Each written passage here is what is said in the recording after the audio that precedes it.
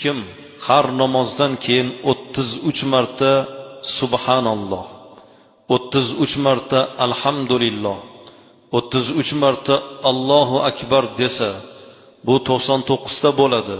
100-sida la ilaha illalloh vahdahu la sharika lah, lahul mulku va lahul hamd va huva ala kulli shay'in qodir desa, agarchi gunohlari dengizning ko'pigicha bo'lsa kechiriladi deb Imomi Muslim rivoyatida marhamat qilyaptilar.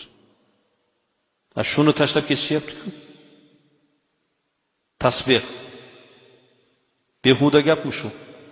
Subhanalloh, sen poksan Parvardigor deb butun masjid ahli Allohni poklasak.